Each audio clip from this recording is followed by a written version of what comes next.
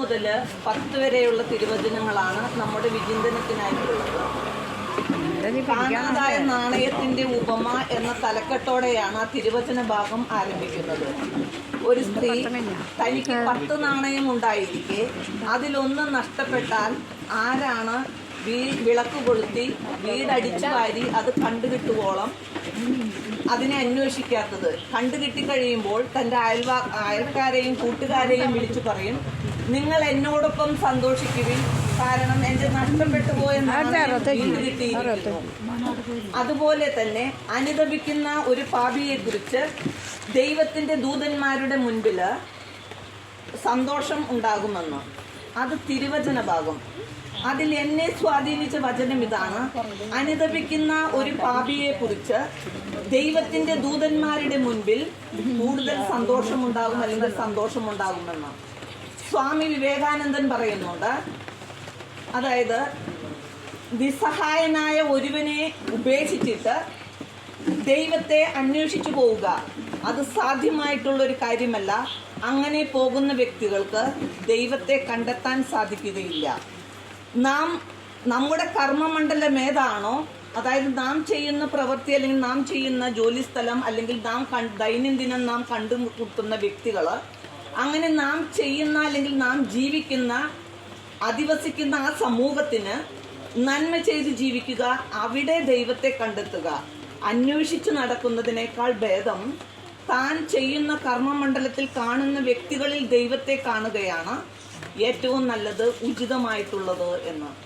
ഒരിക്കലൊരു മനുഷ്യൻ ജോലി കഴിഞ്ഞ് തിരിച്ചു വരുന്ന സമയത്ത് അദ്ദേഹം തിരിച്ചു പോരുമ്പോഴും വഴിയരികിൽ ഒരു വൃദ്ധനായ മനുഷ്യൻ ഇരിക്കുന്ന കണ്ടു. ഈ വ്യക്തിയെ കണ്ടപ്പോൾ ഈ വൃദ്ധനായ മനുഷ്യൻ ചോദിച്ചു, സാറേ, എനിക്കൊരു നേരത്തെ ഭക്ഷണം തരാമോ? ഇന്ന് ഞാൻ ഭക്ഷണം കഴിച്ചിട്ടില്ല. അയാള് കേൾക്കാത്ത മട്ടിൽ തിരിച്ചുപോയി. വീണ്ടും അദ്ദേഹം പറഞ്ഞു, ഈ വൃദ്ധനായ മനുഷ്യൻ പറഞ്ഞു, സാറേ, ആ വർത്തമാനത്തിൽ ഇച്ചിരി കൂടി താഴ്മ വന്നു, സാറേ, എനിക്ക് കുറച്ച് ഭക്ഷണം തരാമോ? ഞാൻ ഇന്നൊന്നും കഴിച്ചിട്ടില്ല. അയാൾ മനമല്ല മനസ്സോട് കൂടിയിട്ട് അയാളുടെ വീട്ടിൽ പോയി ഭക്ഷണം എടുത്തുകൊണ്ട് വന്നു. ഈ ഭക്ഷണം എടുത്തുകൊണ്ട് വന്നതിന് ഒരു രംഗമുണ്ട്. അതായത് ഏറ്റവും വൃത്തിഹീനമായ പാത്രത്തിൽ ആ വീട്ടിലുണ്ടായിരുന്നതിൽ വെച്ച് ഏറ്റവും പഴകിയ ഭക്ഷണമാണ് അദ്ദേഹം കൊണ്ടുവന്നത്. അങ്ങനെ മനുഷ്യന് കൊണ്ടു കൊടുത്തു. ഇയാൾ ആർത്തിയോടെ അത് ഭക്ഷിച്ചു. ഭക്ഷിച്ചതിന് ശേഷം ആ പാത്രം കഴുകി വൃത്തിയാക്കി അവിടെ കണ്ട കുറച്ച് നല്ല പൂക്കൾ അതിൽ പറിച്ചിട്ട് ഈ വ്യക്തിക്ക് കൊണ്ടുപോയി കൊടുത്തു. അപ്പൊ ഈ മനുഷ്യന്റെ മനസ്സിൽ എന്തോ ഒരു ചഞ്ചലപ്പ്. അയാൾ ചോദിച്ചു, ഞാൻ നിങ്ങളിൽ നിന്നും ഇതല്ല പ്രതീക്ഷിച്ചത്. ഞാനൊരു വൃത്തിഹീനമായ പാത്രത്തിലാണ് നിങ്ങൾക്ക് ഭക്ഷണം തന്നതെന്നും എൻ്റെ വീട്ടിലുള്ള ഏറ്റവും പഴകിയ ഭക്ഷണമാണ് നിങ്ങൾക്ക് ഞാൻ തന്നതെന്നും എനിക്കറിയാം. അത് ഞാൻ നല്ല ബോധ്യത്തോടെയാണ് നിങ്ങൾക്ക് തന്നത്.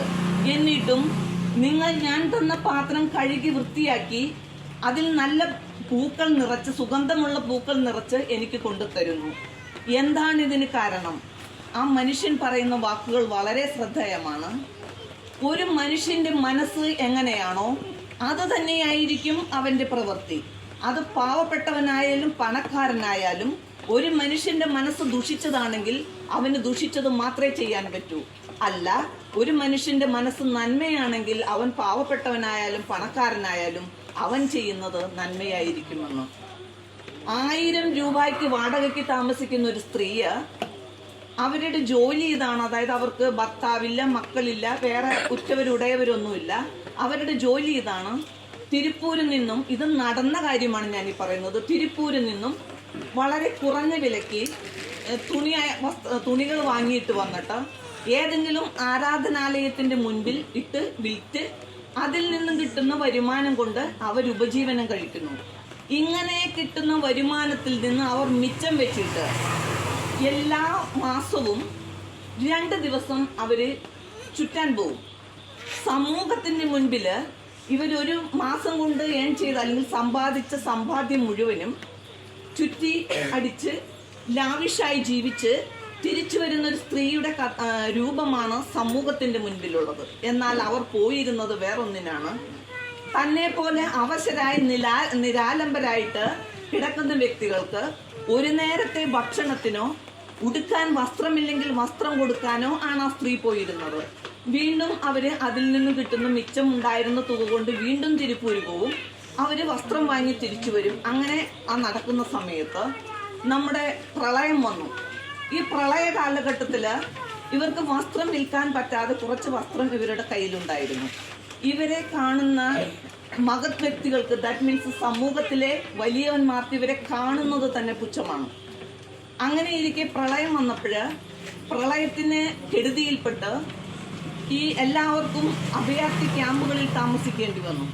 ഈ സ്ത്രീ അവരുടെ വീട്ടിൽ TV ഒന്നുമില്ല, ബട്ട് അവരെവിടെയോ വെച്ചൊരു വാർത്ത കണ്ടു. വസ്ത്രമില്ലാതെയും ഭക്ഷണമില്ലാതെയും കുടിക്കാൻ ജലമില്ലാതെയും കഷ്ടപ്പെടുന്നൊരു ജനസമൂഹത്തെ കണ്ടു. ഇവര് ഈ കൂട്ടിവെച്ചിരുന്ന വസ്ത്രം മുഴുവനും എടുത്ത് ഈ ഓരോ സ്ഥലങ്ങളിലും, അതായത് ഓരോ അഭയാർത്ഥി ക്യാമ്പുകളിലും അവർ കൊണ്ടുപോയി കൊടുത്തു. അങ്ങനെ കൊണ്ടുപോയി കൊടുത്തിട്ട് ഇതിന്റെ ട്വിസ്റ്റ് ഇതാണ്. അതായത് ഈ സ്ത്രീയെ കാണുമ്പോൾ പുച്ഛിച്ച് അപമാനിച്ച് നടന്നിരുന്ന വ്യക്തികൾ, അതായത് പല സൈസിലുള്ള വസ്ത്രം, പല വലിപ്പ ചെറുപ്പത്തിൽ വരുന്ന കുട്ടികൾക്കോ അല്ലെങ്കിൽ വലിയവർക്കോ ഇടാൻ പറ്റുന്ന എല്ലാ വസ്ത്രങ്ങളും അവരുടെ കയ്യിലുണ്ട്. ഈ വസ്ത്രം ധരിച്ച്, ഇവർ കൊടുത്ത വസ്ത്രം ധരിച്ചു പോകുന്ന മഹത് വ്യക്തികളെയും ഇവർ കണ്ടു. പക്ഷേ ഒരു ഫോട്ടോയ്ക്ക് ഫേസ് ചെയ്യാനോ അല്ലെങ്കിൽ ഇവരെ അന്വേഷിച്ച ഒരു അവാർഡോ ഒന്നും വന്നില്ല. ഇനി നാം നമ്മിലേക്ക് ചിന്തിക്കണം. നമ്മളാണ് നമ്മളോടും ഈ പ്രളയകാലത്തിൽ വസ്ത്രം അന്വേഷിച്ചൊക്കെ നമ്മുടെ ഇടങ്ങളിലും വന്നു. നമ്മൾ ഒന്ന് ഓർത്തു നോക്കുക. ഇത് എല്ലാവരും അങ്ങനെ ചെയ്യണമെന്നൊന്നുമില്ല, ഞാൻ ജസ്റ്റ് ഒരു ഇമാജിനേഷനിൽ പറയുന്നതാണ്. നമ്മുടെ വീട്ടിൽ നല്ല വസ്ത്രം ചിലപ്പോൾ നമ്മൾ 2 or 3 പ്രാവശ്യം ചിലപ്പോൾ എടുത്തിട്ടുണ്ടാവുള്ളൂ. നമ്മുടെ മനസ്സ് കൊടുക്കാമെന്ന് പറഞ്ഞാൽ നമ്മളതെടുക്കും, മറിച്ചു വെക്കും, തിരിച്ചു വെക്കും, അവിടെ തന്നെ വെക്കും. എന്നിട്ട് കുറേ കാലങ്ങളെത്തി മടക്കിലൊക്കെ കീറി വീണ അല്ലെങ്കിൽ തേച്ചപ്പോൾ ഏതെങ്കിലും ഒരു കഷ്ണം വിട്ടുപോയ അങ്ങനെയുള്ളതൊക്കെ ആയിരിക്കും. ഇപ്പം സമൂഹത്തിന് മാറ്റം വന്നിട്ടുണ്ട് കേട്ടോ, അതും കൂടെ പറയുന്നു. ഇപ്പം ജനം അങ്ങനെയല്ല. കാരണം നമ്മുടെ കൊറോണയും നമ്മുടെ പ്രളയവും ഒക്കെ കുറേ കാര്യങ്ങൾ സമൂഹത്തിനെ പഠിപ്പിച്ചിട്ടുണ്ട്. അതുകൊണ്ട് എല്ലാവരിലും ഈ ചേഞ്ചസ് നമുക്ക് എവിടെ നോക്കിയാലും കാണാൻ സാധിക്കും. ഞാൻ പറഞ്ഞത് ജസ്റ്റ് ഒരു ഇമാജിനേഷനാണ്. അങ്ങനെ ഒരു അവസ്ഥയിലേക്കായിരിക്കും നാം പോയിക്കൊണ്ടിരിക്കുന്നത്. സത്യം എന്ന് പറയുന്ന നമ്മുടെ രാഷ്ട്രപിതാവായ ഗാന്ധിജി പറയുന്ന ഒരു കാര്യമുണ്ട്. സത്യം എന്ന് പറയുന്നത് ഒരു വൃക്ഷമാണ്. ആ വൃക്ഷത്തെ നാം എത്രമാത്രം പരിപാലിക്കുന്നുവോ ആ പരിപാലിക്കുന്നതിനനുസരിച്ചായിരിക്കും ആ വൃക്ഷത്തിൽ നിന്നുമുള്ള ഫലം പുറപ്പെടുന്നത്. നാം സത്യസന്ധരായി ജീവിക്കണമെങ്കിൽ, നമ്മിൽ സത്യത്തിൻ്റെ അംശമുണ്ടെങ്കിൽ അതിനെ പരിപോഷിപ്പിക്കാൻ വേണ്ട കാര്യങ്ങൾ ചെയ്യാൻ നാം തയ്യാറായാൽ മാത്രമേ ഈ സത്യം എന്ന വൃക്ഷത്തിൽ നിന്നും ഫലം പുറപ്പെടുവിച്ച് അതിൻ്റെ ഗുണം മറ്റുള്ളവർ കിട്ടുകയുള്ളൂ എന്ന്. മഹാനായ അലക്സാണ്ടർ ചക്രവർത്തി തൻ്റെ സാമ്രാജ്യങ്ങളെല്ലാം വെട്ടിപ്പിടിച്ച് തിരികെ പോരുന്ന സമയത്ത് അദ്ദേഹത്തിൻ്റെ മനസ്സിൽ ഒരു ചിന്ത വന്നു. ചിന്ത ഇതാണ്: താൻ പോയ എല്ലാ രാജ്യങ്ങളിലും വെച്ചിട്ട് ഏറ്റവും പ്രമുഖനായിട്ടുള്ള അല്ലെങ്കിൽ ഏറ്റവും മുന്തിയ ചിന്തയുള്ള ഏതെങ്കിലും ഒരു വ്യക്തിയെ തൻ്റെ കൂടെ കൊണ്ടുപോകണം. അങ്ങനെ 2-3 ആഴ്ചകളോളം അദ്ദേഹം ഇതേക്കുറിച്ച് ഇങ്ങനെ ചിന്തിച്ചു, ആരാഞ്ഞു. അപ്പോൾ അദ്ദേഹത്തിന് ഒരു സന്യാസിയെ പിടികിട്ടി. ആ സന്യാസിയുടെ അടുത്ത് വന്നിട്ട് ചക്രവർത്തി പറഞ്ഞു, നിങ്ങൾ എൻ്റെ കൂടെ പോരാൻ തയ്യാറായിക്കൊള്ളുക, നിങ്ങളെ എനിക്ക് ആവശ്യമുണ്ട്, നിങ്ങൾ എൻ്റെ കൂടെ എൻ്റെ നാട്ടിലോട്ട് വരണം. ചക്രവർത്തി പറഞ്ഞു, ഞാൻ വരില്ല, എനിക്ക് എൻ്റേതായിട്ടുള്ള ചില കടമകളും കർത്തവ്യങ്ങളുമുണ്ട്, അതുകൊണ്ട് നിങ്ങളുടെ കൂടെ പോരാനോ സാമ്രാജ്യം വെട്ടിപ്പിടിക്കാനോ ഞാനില്ല. ഉടനെ അയാൾ പറഞ്ഞു, ഞാൻ മഹാനായ അലക്സാണ്ടർ ചക്രവർത്തിയാണ്, ഇക്കാലം എത്രയും ഒരു വ്യക്തി പോലും എൻ്റെ വാക്കുകൾക്ക് എതിര് പറഞ്ഞിട്ടില്ല, അങ്ങനെ നീ എതിര് പറഞ്ഞാൽ നിന്നെ ഞാൻ കൊല്ലും. ഉടനെ അദ്ദേഹം പറഞ്ഞു, നിങ്ങൾ പറയുമ്പോൾ വരാനുള്ളതല്ല ഞാൻ എന്ത് ചെയ്യണമെന്നോ ഞാൻ എവിടെ പോകണമെന്നോ തീരുമാനിക്കുന്നത് ഞാനാണ്, അതിൽ നിങ്ങൾക്കിടപെടേണ്ട കാര്യമില്ല. നിങ്ങൾ മഹാനായ അലക്സാണ്ടർ ചക്രവർത്തിയൊന്നുമല്ല, നിങ്ങൾ ഒരു ഭീരുവാണ്, അല്ലെങ്കിൽ നിങ്ങളൊരു അടിമയാണ്. നിങ്ങൾ അടിമയാണ് എന്ന് പറഞ്ഞപ്പോൾ അയാൾക്ക് പെട്ടെന്ന് ചക്രവർത്തിക്ക് ദേഷ്യം വന്നു, വാള് കഴുത്തിൽ വെച്ചു. വീണ്ടും ആ ഗുരു പറഞ്ഞു, നിങ്ങളൊരു അടിമയാണ്. എന്തിൻ്റെ അടിമയാണെന്ന് ഞാൻ പറയാം, ദേഷ്യത്തിൻ്റെ അടിമയാണ് നിങ്ങൾ. അതായത് മറ്റുള്ളവരെ കൊണ്ട് അടിച്ചേൽപ്പിച്ച് പ്രഹരിച്ച് സാമ്രാജ്യങ്ങൾ വെട്ടിപ്പിടിക്കുകയും വിജയക്കൊടി പാറിക്കുകയും ചെയ്യുന്ന നിങ്ങൾ അടിമ തന്നെ, അല്ലാതെ നിങ്ങളൊരു രാജാവല്ല എന്ന്.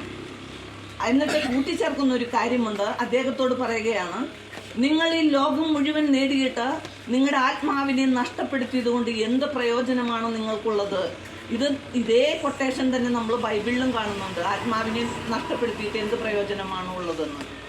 ക്രൗര്യം കൊണ്ടോ ധാർഷ്ട്യം കൊണ്ടോ അല്ല ഒരു വ്യക്തിയുടെ മനസ്സ് കീഴടക്കേണ്ടത്, സ്നേഹം കൊണ്ട് നാം കീഴടക്കാൻ ശ്രമിക്കണം. അപ്പോഴാണ് അതിന് മഹിമയും മഹത്വവും ഉണ്ടാകുന്നത്. നമുക്കും നമ്മുടെ ജീവിതത്തിൽ നാം കടന്നു പോകുന്ന ഈ കാലഘട്ടത്തിൽ ഈ ദൗത്യവും അല്ലെങ്കിൽ ദേഷ്യവുമൊക്കെ നാം പ്രകടിപ്പിച്ച് മറ്റുള്ളവരെ അടിമകളാക്കി വെച്ചുകൊണ്ട് എന്നേക്കാൾ മുന്തിയവൻ ആരും ഇല്ല എന്നുള്ളൊരു ചിന്ത അല്ലെങ്കിൽ ആ മനോഭാവം നമ്മുടെ മനസ്സിൽ ഉറപ്പിച്ചുകൊണ്ട് നാമും മുന്നേറുന്നുണ്ട്. ഞാനും നിങ്ങളും ഉൾപ്പെടുന്ന സമൂഹം നാമും മുന്നേറുന്നുണ്ട്. അകം എന്ന ഭാവം അല്ലെങ്കിൽ ഞാൻ എന്ന ചിന്ത, ഈ ഞാൻ എന്ന ചിന്ത എന്ന് വെടിയുന്നുവോ അന്ന് മാത്രമേ നമുക്കൊരു മനുഷ്യനായി ജീവിക്കാൻ പറ്റൂ.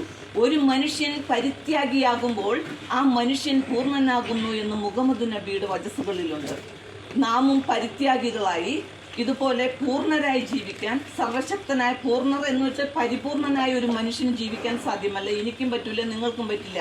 നമുക്ക് നമ്മുടേതായ തെറ്റുകളും കുറവുകളും ഒക്കെ ഉണ്ടാകുമെങ്കിലും ഒരു പരിധിവരേക്കും നന്മയുള്ളവരായി ജീവിക്കാൻ, അല്ലെങ്കിൽ നന്മ എന്ന വൃക്ഷത്തെ അല്ലെങ്കിൽ സത്യം എന്ന വൃക്ഷത്തെ പരിപാലിക്കാൻ നമുക്ക് സാധിക്കട്ടെ എന്ന് പ്രാർത്ഥിച്ചുകൊണ്ട് നിർത്തുന്നു.